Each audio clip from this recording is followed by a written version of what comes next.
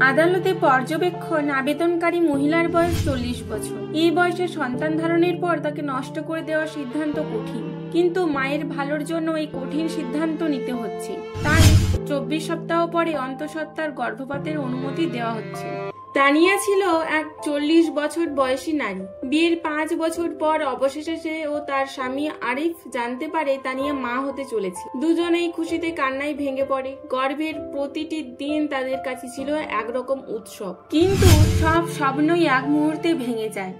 গর্ভাবস্থায় 24তম সপ্তাহে হঠাৎ শরীরে ব্যথা ও ক্লান্তি বাড়তে থাকে তানিয়ার। পরীক্ষা নিরীক্ষার পর জানা গেল তানিয়ার শরীরে ফিরে এসেছে সেই পুরনো দানব ক্যান্সার। 6 বছর আগে স্তন ক্যান্সারকে হারিয়েছিল সে, কিন্তু এবার তা ফিরেছে আরো ভয়ঙ্কর ভাবে।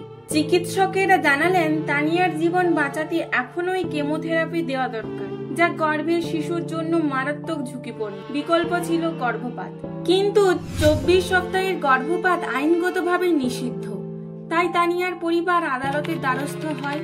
চিকিৎসা দল জানায় তানিয়ার অবস্থা দ্রুত খারাপ হচ্ছে। গর্ভাবস্থার কারণে চিকিৎসা শুরু করা যাচ্ছে না এবং এতে মা ও সন্তানের দুজনেরই জীবন ঝুঁকিতে পড়েছে। কোর্টের দিন গড়াতে থাকে, ফাইল ঘুরে শুনানি হয়, কিন্তু সময় যেন গলার কাঁটা হয়ে দাঁড়ায়। প্রতিটি দিন তানিয়ার জন্য এক একটা যন্ত্রণার পাহাড়।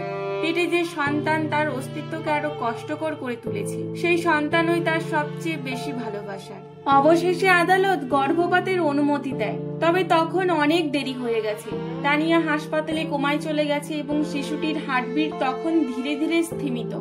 আরিফ হাসপাতালের করিডোরে বসে থাকে নিঃশব্দে। তার হাতে তানিয়ার শেষ লেখা একটি চিরকুট।